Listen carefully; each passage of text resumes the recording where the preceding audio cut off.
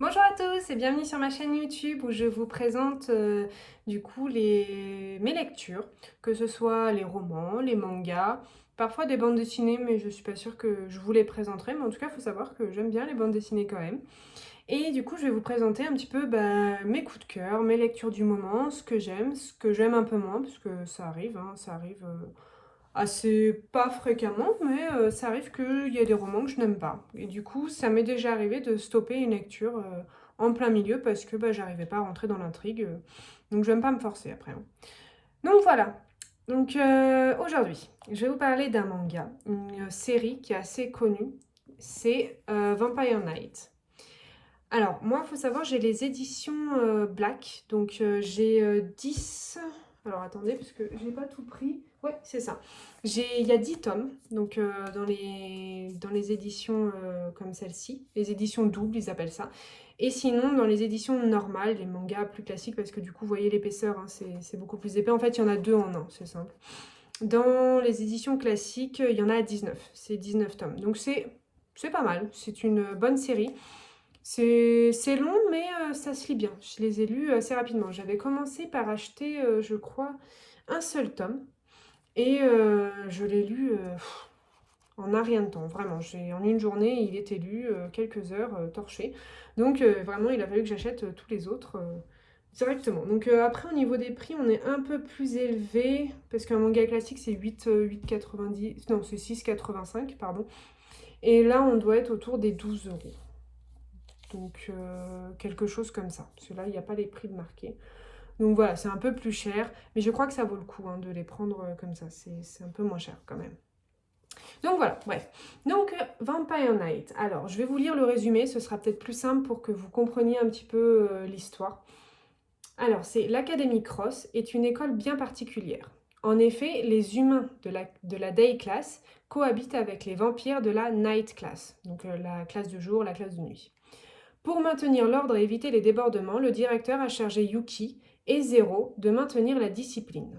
Mais la jeune Yuki, qui rêve de voir les humains et les vampires vivre en paix, devra choisir entre Kanam, le sang pur qui lui a sauvé un jour la vie, et Zero, son ami d'enfance.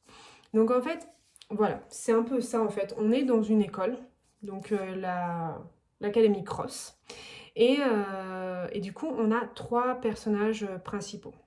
On a Yuki, donc la fille, on a Zero, et on a hop, Kanam qui est juste là. Alors, Kanam, c'est un vampire. C'est un vampire de sang pur, donc vraiment les sangs purs, ils sont très, très bien placés, quoi. Ils représentent d'ailleurs la Night Class, etc. Et un jour, il a sauvé Yuki, du moins c'est comme ça que c'est présenté. Il a sauvé Yuki. Yuki, elle est considérée comme humaine. Elle est considérée, je dis bien, parce qu'on apprendra au fil du temps que c'est pas forcément le cas. Et on a Zero. Alors Zero, c'est un peu plus particulier. Zero, il est considéré aussi de base comme un humain, mais en fait, il ne l'est pas non plus. En fait, on a vraiment le vampire, Kanam. On a Yuki, qui est également vampire. Et on a Zero, qui lui, en fait, fait partie de la famille des chasseurs de vampires, qui découvrira, en fait, un petit peu plus tard. Ça, on va le voir au fil du temps. Donc en fait, on a affaire à ce trio. Donc c'est pas vraiment un shoujo parce que c'est pas vraiment une. Enfin, moi je l'ai pas ressenti comme ça. Je l'ai pas ressenti comme une histoire d'amour parce que je sais pas comment l'expliquer, mais on n'en a pas vraiment. Non, en fait, il y en a tout au long, mais c'est pas ce qui est le plus présent. Vraiment, le plus présent, ça va être le combat en fait qu'ils vont mener et que Yuki va mener entre son ami d'enfance. C'est vraiment, ils sont arrivés en même temps, ils ont grandi ensemble tous les deux, etc. Donc vraiment, c'est ces deux amis. Et Kanam qui est de l'autre côté. Alors Kanam, il faut savoir que vu que c'est un sang pur, il est beaucoup plus âgé. Il est beaucoup plus âgé que Yuki et Zero. Enfin, de base, parce que Zero, du coup, elle n'est pas si jeune que ça. Alors, il y a un très gros secret que, du coup, je ne peux pas vous dévoiler forcément parce que c'est le clou. Moi, on me l'avait spoilé. J'avoue que j'étais un peu déçue, donc je ne le vous ferai pas. Mais il y a un très gros secret en fait qu'on apprend assez rapidement quand même, mais qui remue quoi. Un truc, voilà, c'est que le genre de choses qu'on aime bien dans une romance, enfin dans n'importe quel roman, une péripétie qui arrive et qui chamboule tout. Donc là, on en a bien une. Du coup, ça va un petit peu tout changer et on va au fil du temps sortir un petit peu de l'académie. Donc Yuki va découvrir que c'est également en fait une sang pure. Donc c'est un vampire qui a été endormi enfin, par un stratagème un petit peu particulier et du coup elle vit comme une humaine mais elle va revivre en fait en tant que vampire.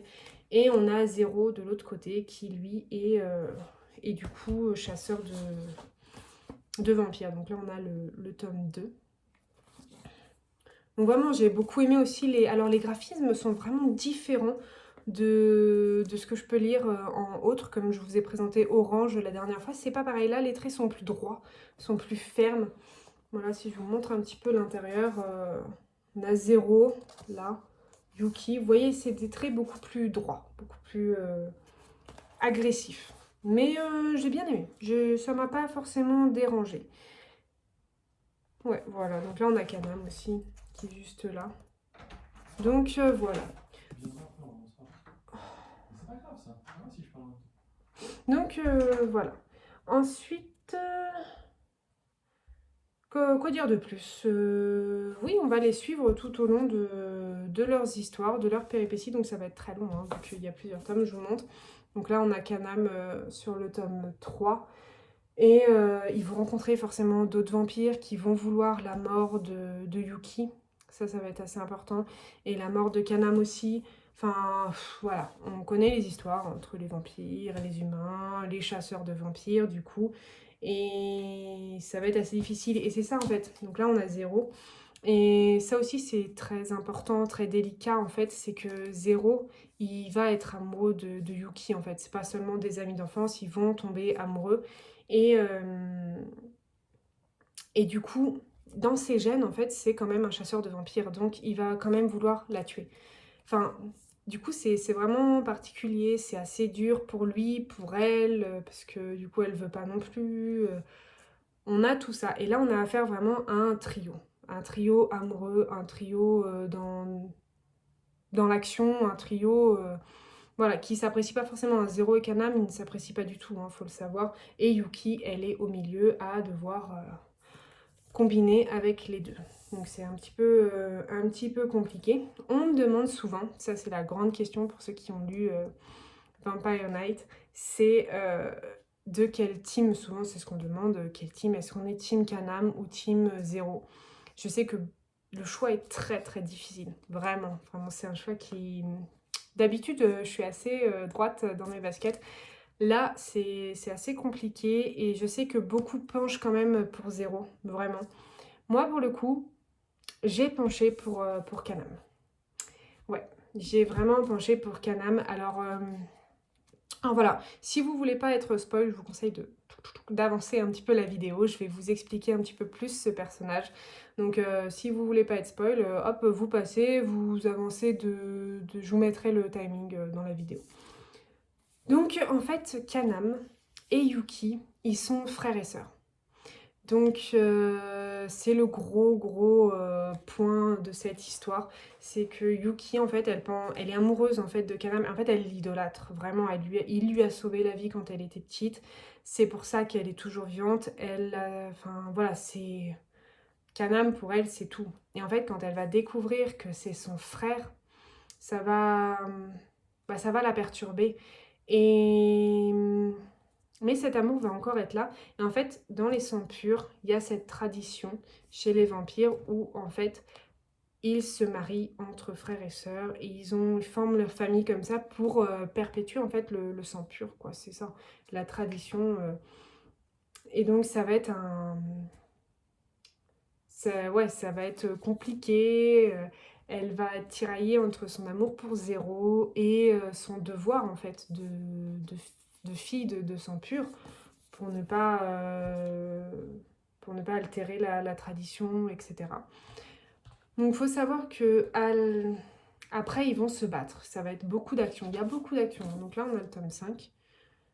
Je ne vous ai pas présenté les autres tomes. Ils sont juste là-bas. Hop. Les noirs, là. Hop. Bon, j'ai du mal. Mais ça va se battre. Ça va beaucoup. Il va y avoir des péripéties. C'est pareil, ça fait un petit moment que je l'ai lu. Mais ils vont tous les deux défendre Yuki. Ça va être... Voilà, on a des scènes d'action quand même assez spécifiques. Hop. Est-ce qu'on peut voir un petit peu Kanam? Parce que moi, j'ai vraiment aimé Kanam. Du coup, c'est un peu particulier parce qu'on peut penser à de l'inceste, etc. Mais j'ai quand même eu un coup de cœur pour ce personnage qui est très mystérieux, en fait. Contrairement... Enfin, Zéro aussi est très, très mystérieux. Hein. Mais j'aime ce côté plus adulte, plus posé, plus sûr de lui, en fait. Voilà, Kanam, il est là. Toujours en noir, toujours sombre, alors que Zéro...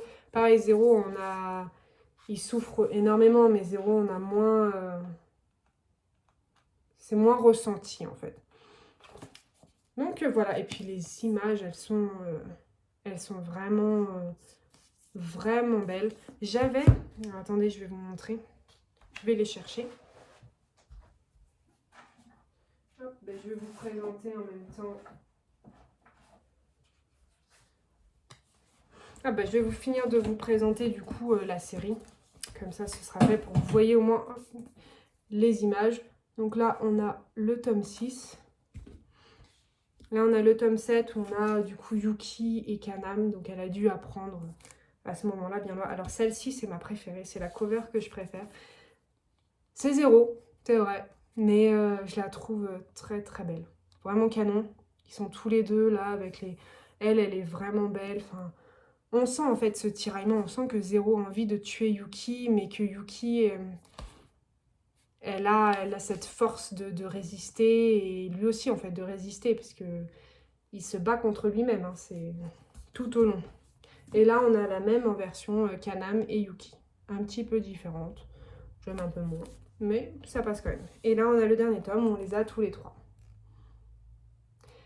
Donc ça se termine à ce tome 10. Il y a une fin, mais je vais aller chercher. Hop, faudrait que je range la bibliothèque juste après.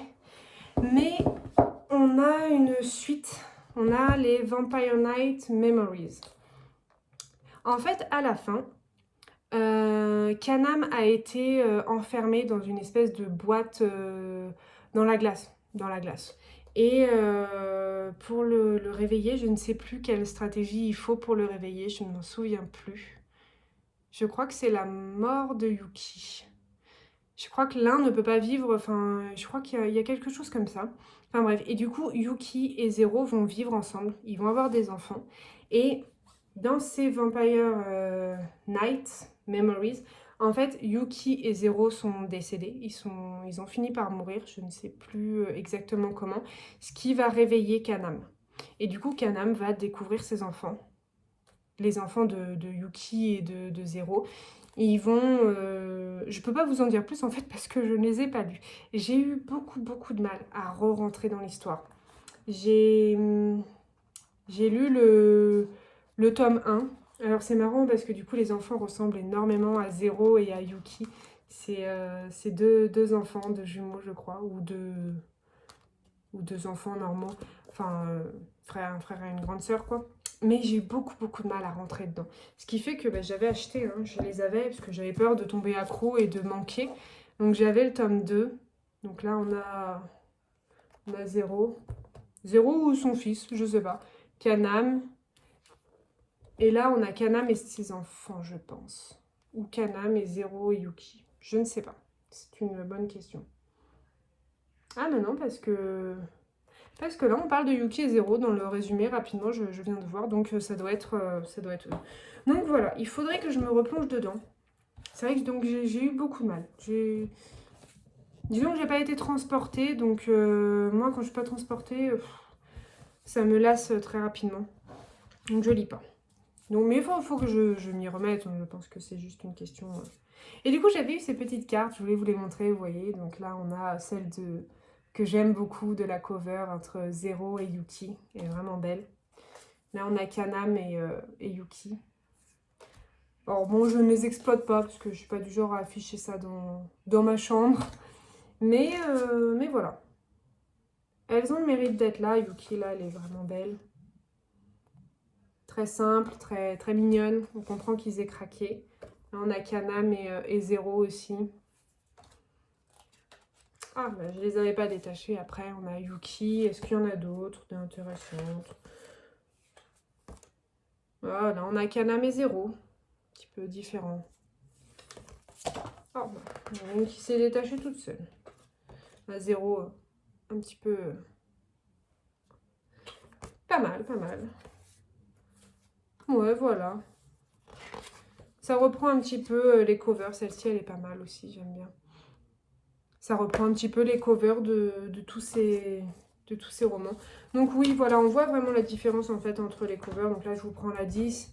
Là, je vous prends le 1. C'est pas pareil. C'est...